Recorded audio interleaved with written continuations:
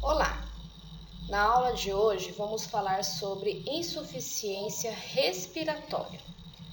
Bom, no decorrer das últimas aulas, onde falamos de patologias, afecções que acometem o sistema respiratório, por diversas vezes falamos do sintoma que é a insuficiência respiratória, Então, a insuficiência respiratória, ela ocorre por diversas etiologias, Então, por diversas causas, pode desenvolver essa situação de insuficiência respiratória, Sendo aí patologias, obstruções, enfim, conforme iremos observar aqui no decorrer da aula. Então, é importante finalizar este assunto de afecções respiratórias com as estratégias para reverter essa situação de insuficiência, Então, a insuficiência ela ocorre quando o organismo não realiza a troca de oxigênio, onde não ocorre a troca gasosa, a hematose, como vocês já conhecem, de forma adequada, fazendo então que os níveis de gás carbônico se elevem na corrente sanguínea, Consequentemente, os níveis de oxigênio irão diminuir e aí colocando a situação numa situação de hipóxia, colocando o paciente numa situação de hipóxia, que é quantidades de oxigênio diminuída. Temos insuficiência respiratória do tipo aguda e crônica, Então, aguda é quando ocorre esse colapso, da troca gasosa, numa situação muito rápida, Então, o sistema ali, a funcionalidade aí desse sistema respiratório, a troca gasosa, ela funciona normalmente e por algum motivo ocorre essa obstrução, essa insuficiência, essa troca gasosa inadequada.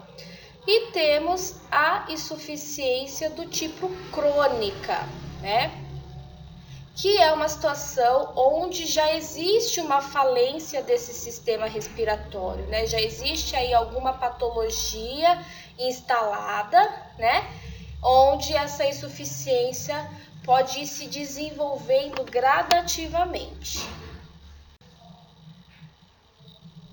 Bom, as causas, como eu falei, podem ser diversas, então diversas doenças do sistema respiratório pode desenvolver essa insuficiência respiratória, pode ser por obstrução das vias aéreas, uma asfixia, um engasgo, por exemplo, uma complicação pós-operatória, um trauma, que pode ter aí atingido alguma porção desse sistema, lesionando e desenvolvendo essa insuficiência. Bom, o diagnóstico ele pode ser feito por exame laboratorial, onde se coleta sangue da artéria, que no caso chamamos esse exame de gasometria, onde vai estar analisando níveis e vai estar identificando o aumento de gás carbônico, do dióxido de carbono na corrente sanguínea, caracterizando então uma acidose respiratória. E também através dos sinais clínicos, que será observado pelo profissional de saúde, Então, temos aí a frequência cardíaca aumentada, que é o taquicardia. Temos a frequência respiratória aumentada, que temos aí a taquipneia. Temos a hipóxia, que vai estar consequentemente desenvolvendo dispneia, né? Arritmias, cianose, né? Que é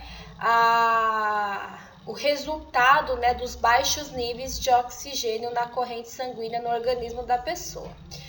Bom, vocês observam aqui também que após, né, um certo nível dessa insuficiência respiratória, de início ela vai ter essa frequência cardíaca e frequência respiratória aumentando, depois ela vai entrar num processo de decadência, né? Enquadrando aí a pessoa numa bradicardia, tá? Numa hipotensão também, ok? Que é o processo aí de uma possível parada cardíaca, tá? A pessoa também pode estar apresentando desorientação, com queda no nível de consciência, uma agitação psicomotora, né? Então a pessoa fica agitada, uma agitação onde ela fica inquieta, né? Por conta desse desconforto que traz aí a insuficiência, né? A utilização dos músculos acessórios da respiração, então, que no caso seria a musculatura da região torácica, né? Então a gente observa aquele esforço da pessoa para respirar e também o batimento das asas do nariz, né? Que é um sinal do esforço respiratório que a pessoa está utilizando para manter aí os níveis de oxigênio na corrente sanguínea. Podendo também apresentar sudorese, que é quantidade de eliminação de suor aumentada. Aqui a cianose, arritmias, né, dispneia, como a gente já falou. A cianose, para quem não sabe, é a coloração arroxeada da pele pela falta do oxigênio. E esse quadro, essa insuficiência respiratória, a gente consegue observar ela também através de equipamento, né? Que é a monitorização. Então, a gente pode estar utilizando o oxímetro de pulso ou o monitor cardíaco, né? O monitor cardíaco, ele é interessante porque ele não só avalia o nível de saturação, mas também todos os outros parâmetros, né? Então, a saturação, ela se utiliza, ela mensura o gás em porcentagem num líquido, né? Então, no caso aqui, dentro desse conceito que nós estamos falando, nós estamos medindo o oxigênio nos fluidos corporais, no caso aí no sangue, tá? Então, o ideal é que essa saturação ela seja de 100%, né? Então, entre 95% a 100% é aceitável num adulto, né? Abaixo disso, a gente já percebe que o paciente está com diminuição de oxigênio na corrente sanguínea, tá? Então, através da saturação, é uma forma de se nortear e de observar o quão grave, vamos dizer assim, né? O quão acentuado está essa insuficiência respiratória, tá? Para reverter essa situação, existem diversos dispositivos que podem ser utilizados, né? Então, nós temos a cânula orofaríngea, conhecida como cânula de Guedel, né? Que é um dispositivo de borracha que é introduzido na boca, fazendo com que a língua fique posicionada corretamente e não obstrui a passagem de ar, né? Essa cânula, vocês observam aí que ela é oca, né? E ela é posicionada desta forma que vocês estão observando aí nesta imagem, né? E aí, se por um acaso essa obstrução é nessa região superior, a cânula de Guedel consegue auxiliar, né? E melhorando aí esse desconforto e esse aporte de oxigênio para esse paciente, tá?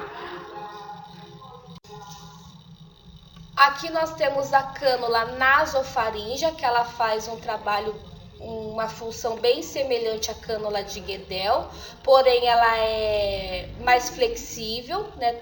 Então, um dispositivo de borracha que é introduzido pelo nariz. É um equipamento que tem tamanhos variáveis, né? Porque vai depender aí do paciente. A cânula de Guedel também, tá? E ela é posicionada conforme a imagem aí que vocês estão observando, tá?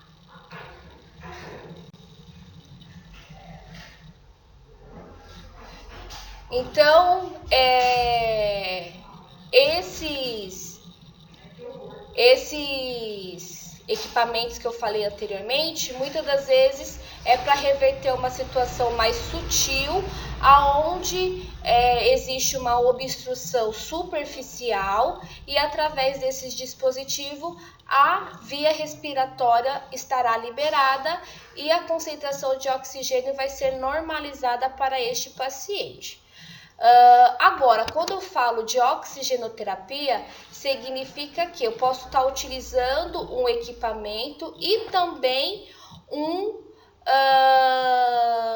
o oxigênio, o gás, né, propriamente dito, para este paciente, tá? Então, a oxigenoterapia é a administração de oxigênio quando o paciente está com hipóxia, tá? Então, aqui a gente tem os métodos não invasivos, a gente vai falar um pouquinho deles, tá?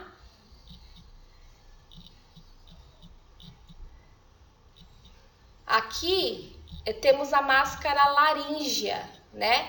Que ela também é colocada na região oral do paciente e ela fica posicionada conforme a imagem aqui na sequência. Então, esses métodos que nós estávamos falando são métodos não invasivos, né? Que não vai necessitar de nenhum processo cirúrgico e não vai adentrar para as vias respiratórias. Esse equipamento ele não vai alcançar as vias respiratórias inferiores. Então, quais as formas que podemos ofertar e oferecer oxigênio para esse paciente? Então, para todos esses meios que nós vamos falar agora, a grande maioria deles você vai precisar do cilindro de oxigênio, aonde esse cilindro pode ser portátil, né, no caso aí de um transporte, mas dentro das unidades hospitalares ele já contém essa reserva de oxigênio que vai ser liberada na régua de oxigênio, que é aquele registros que vocês observam que ficam na cabeceira do leito dos pacientes. Então, ali tem uma saída, que é a saída de oxigênio, que é a saída que tem o registro na cor verde, né? E aonde a gente vai estar conectando um desses dispositivos que nós vamos falar agora nessa régua, né, nesse registro. Obviamente que para que seja eficiente, a gente tem que entender que esse oxigênio tem que estar bem próximo do que seria quando quando a pessoa respira esse oxigênio em ar ambiente. Então, o que eu quero dizer?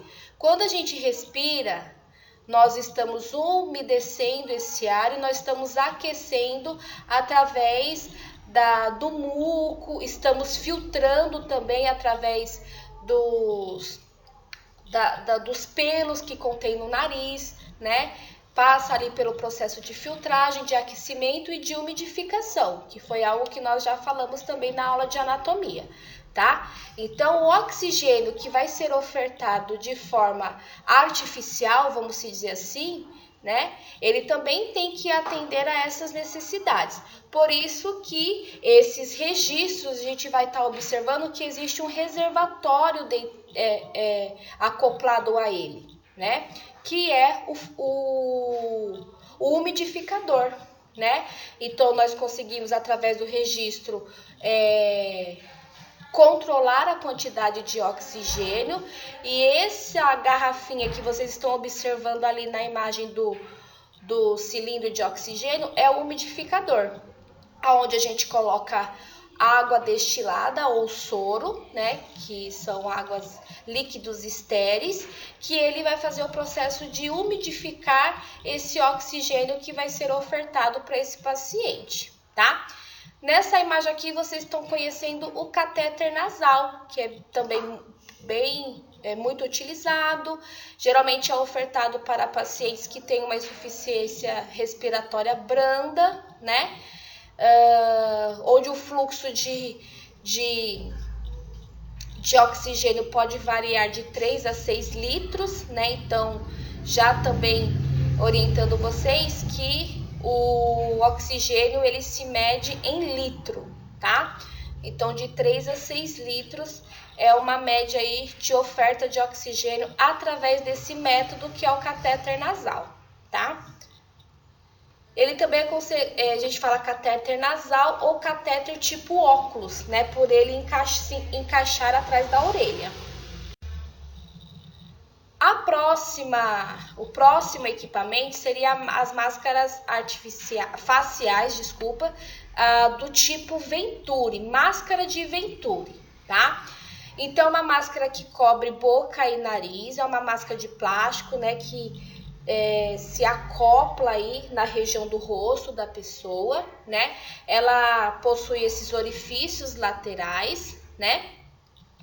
E ela é um tipo de material que fornece oxigênio em alta concentração, né? E essas concentrações, ela pode ser revisadas, ela pode ser alternadas, né? Conforme a necessidade do paciente, através dessas válvulas coloridas que vocês estão observando. Então, cada válvula dessa vai estar ofertando uma concentração para esse paciente. Então, vocês observam que tem a máscara, depois tem o tubo dessa máscara, e na ponta desse tubo a gente está observando aqui uma coloração amarelada, porque foi acoplado a válvula amarela, né? E no caso eu posso trocar por outra válvula, o encaixe é super simples de manusear conforme a necessidade do paciente, conforme a prescrição médica. Nessas válvulas já tem escrito a concentração de oxigênio de cada uma, então é só seguir conforme a prescrição médica, tá? E aí, esse equipamento é ligado àquele circuito com aquele umidificador que eu acabei de mostrar para vocês nos slides anteriores. Aqui nós temos a bolsa autoinflável, conhecida como AMBU, né? Que é uma máscara que é encaixada, né? Que se encaixa na face do paciente. Também tem vários tamanhos aí, atendendo desde criança até um adulto de grande porte, né? Podendo ser manuseada, né, manualmente, vamos dizer assim, e também é possível conectar o oxigênio na base dela, né? Caso numa emergência, a gente utiliza aí de forma manual, aí depois pode se acoplar aí o oxigênio com o oxigênio umidificado aí também, tá? Aqui nós temos as tendas faciais, muito utilizada em pediatria, em criança, né? Que tem aí toda a dificuldade de manter ali o posicionamento das máscaras anteriores que eu falei para vocês, né? Então a tenda acaba sendo eficiente para este perfil de paciente. Então o oxigênio fica concentrado dentro dessa tenda, né? E aí se encaixa, né, na cabecinha ali do paciente, como vocês estão observando, e ele vai fazendo uso e usufruindo do oxigênio que fica concentrado aí nesse espaço no interior da tenda, tá? Aqui eu complementei para vocês com a cânula de traqueostomia, né? Então a traqueostomia é um procedimento cirúrgico, né? Que consiste na abertura de uma abertura na região da traqueia, né? E nesta abertura se faz a inserção de um tubo, que é a cânula, né? Onde vai estar permitindo a passagem de ar. Então, conforme o perfil e a necessidade de paciente, pode ser acoplado um ventilador mecânico nesse tubo, né? Que é a cânula, nessa cânula, ou conforme o perfil do paciente, fica apenas a traqueostomia e o paciente fazendo uso do ar ambiente, tá? Então, nessa terceira imagem, vocês observam como essa cânula fica posicionada na traqueia do paciente, e existem esses dois modelos, a de plástico e a de metal. Geralmente, logo após o processo cirúrgico, né, de abertura dessa traqueia, né, se utiliza a de plástico, né, para realizar e para passar todo esse processo de cicatrização, e depois de cicatrizado se utiliza a de metal. A de plástico ela é descartável, utilizou, vai para o lixo, né? E a de metal ela pode ser reprocessada, tá? Ela tem todo um procedimento de higiene e tal, que nós iremos fazer aí nas aulas laboratoriais.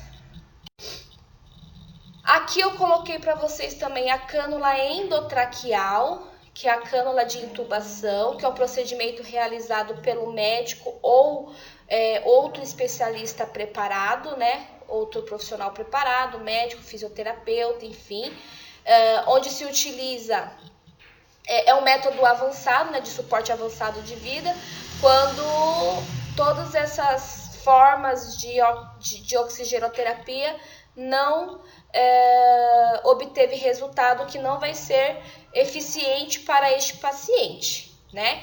E aí se faz a intubação desse paciente, já é um método invasivo, né? Então se utiliza o laringoscópio, que é uma espécie de um bico de papagaio, aonde se introduz na boca do paciente para ter visualização da traqueia e assim o médico posicionar essa cânula exatamente no lugar certo, que é a traqueia, e aí ficar posicionada conforme a imagem, a segunda imagem aqui que vocês estão observando, né? E aí na outra extremidade dela, na extremidade que está externo, né, é onde vai ser posicionado, vai ser acoplado a ventilação mecânica, né? E aí esse paciente ele fica sobre respiração totalmente artificial, que é com o respirador mecânico.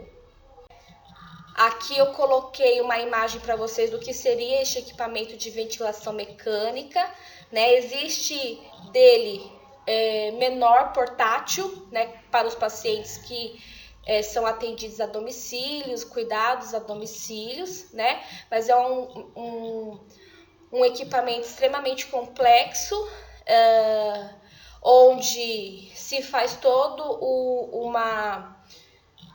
uma organização, né, conforme a necessidade do paciente, faz um ajuste, né, de inspiração, expiração, de umidificação, de aquecimento desse ar, né? Então é como se fosse um pulmão, né? Essa é a verdade. Então aqui estamos falando de um pulmão artificial, tá?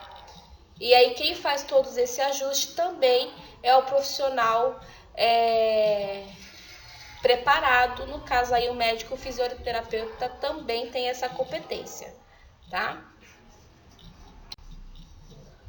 Os cuidados de enfermagem para pacientes com esse quadro clínico, né?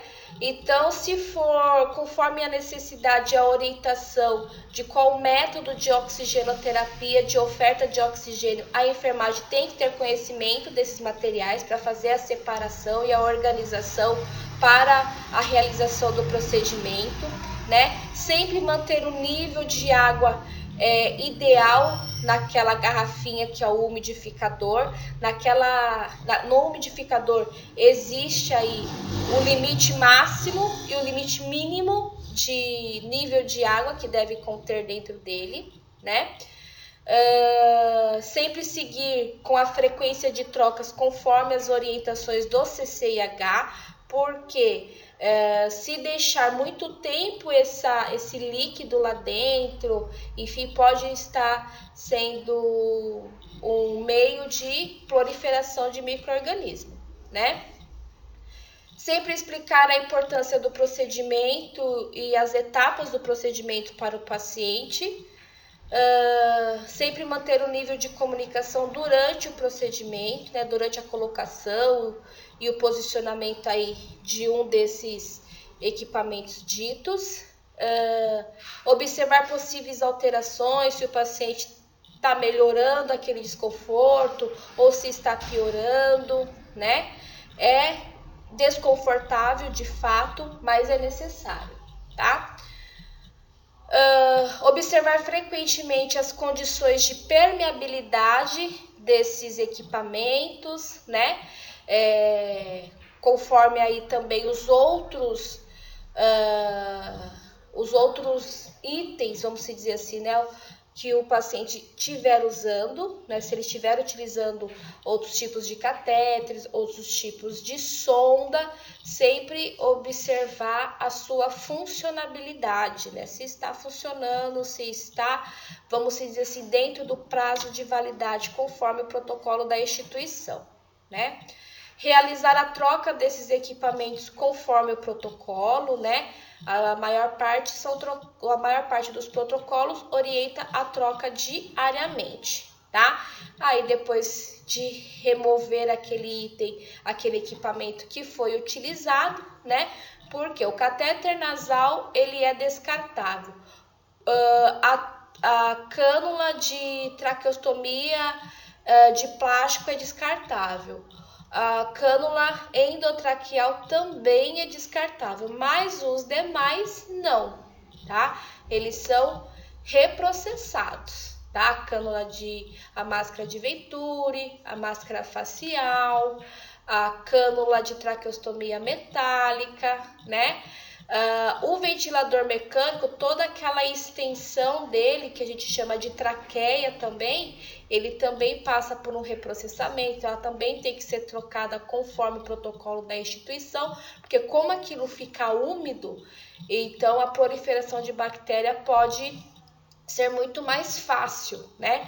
Até então que pacientes fazendo uso de ventiladores mecânicos, né, por ser um procedimento invasivo, enfim, por estar associado, né, com procedimentos invasivos como a traqueostomia e a intubação por cânula endotraqueal, a possibilidade do paciente desenvolver pneumonia nasocomial, que foi um dos primeiros assuntos da aula, é muito grande, né, que é a pneumonia associada a procedimentos médicos respiratórios, tá? Então, esses materiais que são reprocessados, eles devem ser armazenados no expurgo, conforme a orientação, se vai ser dentro de um recipiente ou dentro de sacos plásticos, enfim, né? Cada instituição adota uma forma, segue com essa